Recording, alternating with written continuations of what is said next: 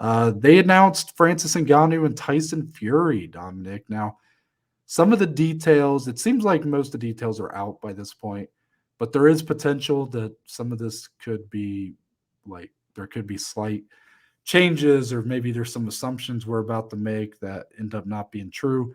So just for anybody listening in the future, just know that we're recording this on what is it, July 13th.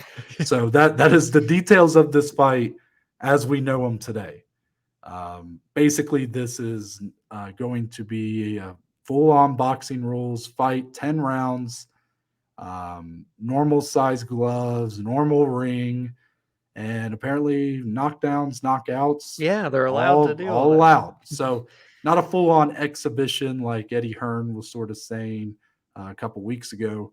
But Dominic, the one big caveat here is what kind of makes this sort of an exhibition is that Tyson Fury's WBC heavyweight title does not appear as of now to be on the line in Ah, this fight. And it actually appears this won't be considered a professional bout. So even Tyson Fury's O on his record is not at stake either, and okay. neither is Francis Ngannou's, I guess, because he's 0-0. Oh no. But besides that, I mean, full on like knockouts allowed.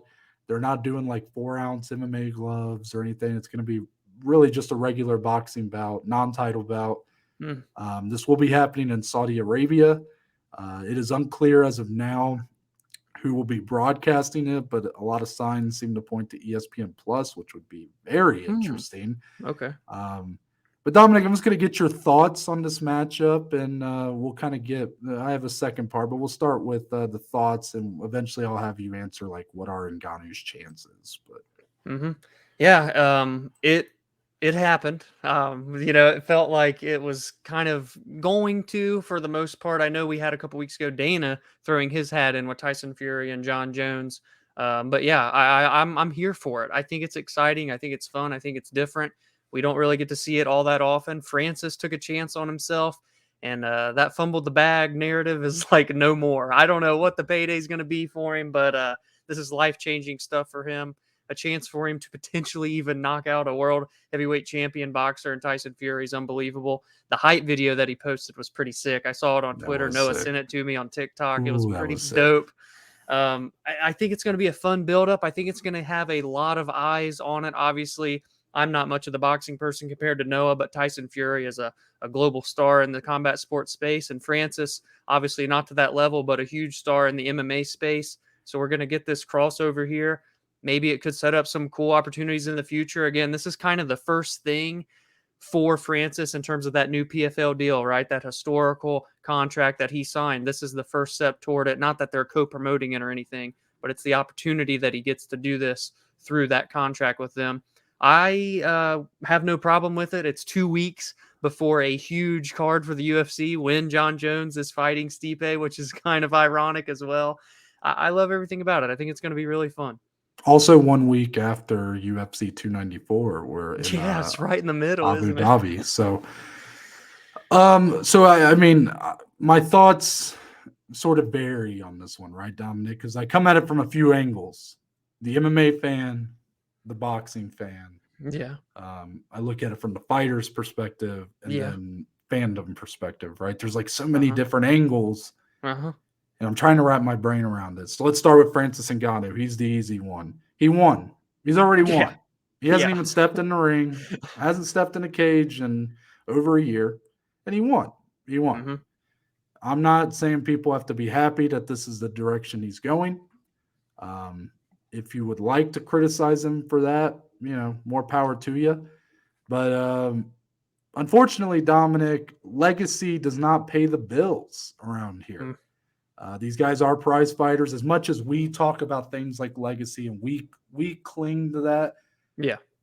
we can't expect these guys to turn down. I think I saw Morning Combat. Brian Campbell's pretty good with fight purses, and he sort of ballparked that Ngannou might make upwards of like 40 to 50 million for this fight. Dominic, that would probably be more than he made in the UFC and all of his fights combined. Yeah. So Yeah. you can't hold it too much to foregoing building a UFC heavyweight legacy when look at what he's gotten from testing his value on the market. Yep. He's got this PFL deal. We'll see long term how fruitful that is. But even if it's not, even if it's a complete failure and the PFL crashes and burns, Dom, he's getting the fight here with Fury, assuming that nothing happens between now and October 28th. If he goes in there and fights, no matter if he gets knocked out in the first round, the payday, that's what he wanted. This is what he wanted, the opportunity to do this, to test his value, and he did it. So that's an easy one. Almost every other perspective I look at this fight in, I'm disappointed. I'm Mm. disappointed. Like, am I going to watch it? Of course. Am I interested in it? Yeah, I'm interested, but not as much as I would like to be. Mm-hmm. First off, the MMA fan in me, now that it's all said and done, like it's all done, right? The PFL deals happened. The this fight has been announced. Now I look back on what we're missing out on as an MMA fan. Yeah. The fight with John Jones, right? Like that's the Yeah. fight that everybody Mm. wanted. We're never gonna get it. The idea of Mm. him fighting even beyond that with like Pavlovich and um, I mean all these different guys, Tom Aspinall, Mm-hmm. like all these different guys that are coming up in the heavyweight division. It'd be so great. As an MMA fan, Yes. I'd love to see it. The problem is that there are a lot of people who feel this way, but they're voicing their frustration at Francis Ngannou. No, the people who failed to make this fight happen are three letters: UFC. Mm-hmm. They did not give him the money that obviously he was able to go make for himself, anyways. And that's who the frustration should be aimed at for what we're missing out on. So Mm-hmm. that's one thing. As a boxing fan, I'm even more frustrated because you have Tyson Fury, who's the WBC champion. Alexander Usyk uh, holds the other three major titles. You had this opportunity to have an undisputed heavyweight champion. I mean, a massive fight there Mm. between Usyk and Fury. And I don't know the full ins and outs of the negotiations, Dom, but everything that comes out seems like Fury really just didn't want to take this fight with Usyk. Okay. It just he was I mean just everything that comes out like okay, he wanted 70-30 split on the fight purse. Okay, he's the bigger draw, right? Makes sense.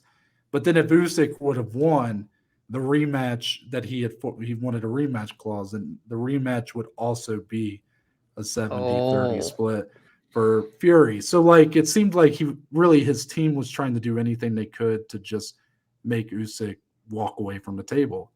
And I think that's because if you're Tyson Fury, right, you probably are trying to weigh like how can I make the most money and take on the least amount of risk, right?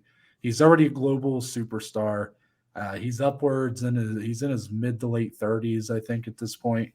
Um, he I think looked at this as like I get paid. I don't know how much he's going to get paid, but Saudi Arabia is throwing out bands to Mm-hmm. make these fights happen. So I bet he is making a pretty penny for this. And what's the risk, Dom? I mean, Francis Ngannou was a dangerous power puncher, one of the most powerful guys we've ever seen in all combat sports. But he's never boxed professionally ever. He's going up Yeah. against one of the heavyweight boxers best of this era. Yeah. I mean, his chances are very slim here. Of course. So I can understand why he would want this fight, but I'm still frustrated with him because he has much more bargaining power. He could have went and gotten a similar payday to box Alexander Usyk. A bigger fight for So the on the sport. boxing Yeah. side, I am more frustrated directly with the participant and Tyson Fury. He's got much more power in these negotiations than Ngannou did coming from MMA.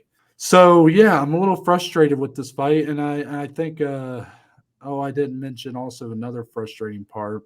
Maybe I already said this. Did I say I'm frustrated with the fact that there's no title on the line here? You did not, but there you go. And the fact that there's no O on the line. Like, I'm not saying, as a boxing fan, I'm not exactly wanting to have guys who've never boxed professionally come in and fight for a title in their first fight. But what's this fight really mean? Like, what's the Yeah. stakes here? So you're telling me that if Ngannou did go in there and knock out Tyson Fury would still be undefeated. I mean, Right. sure, we all watched it, but it just doesn't. He wouldn't lose his title. Like, there's just, I don't really. no, like I'm comparing this to like the McGregor Mayweather thing, right? Was that counted, right, Yeah, for that Floyd? did. Okay. So Floyd Mayweather was undefeated, right? So Yeah. that was the big thing. He's going up against a power puncher.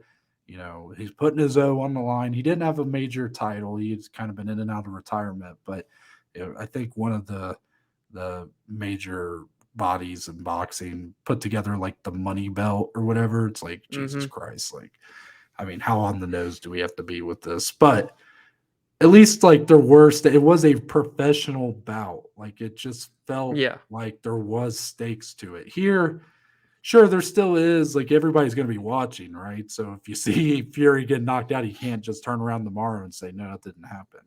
Yeah. But I don't know. It's out of the possible packages you could have put together that this fight would take place under. This is on the lower side. It's not as Mm. bad as if they did a full-on exhibition with no knockdowns and no Yeah. knockouts, but it still feels like it's a little lackluster to me. I'm still gonna watch it. I'll be interested in it when the time comes, but I felt like you gotta kind of I gotta voice my frustration with the fact that this is ultimately what we're getting. Yeah, it's true. It to an extent, I don't want to use the phrase that everybody's like throwing around right now, but everybody says gimmick fights. Like that's the big phrase Mm, going around from Dana and Ariel and all these shows. And at the end of the day, like, yeah, I guess it kind of is. And you add in those factors without it, the O being on the line, a belt being on the line, it's not a professional bout, yada, yada, yada.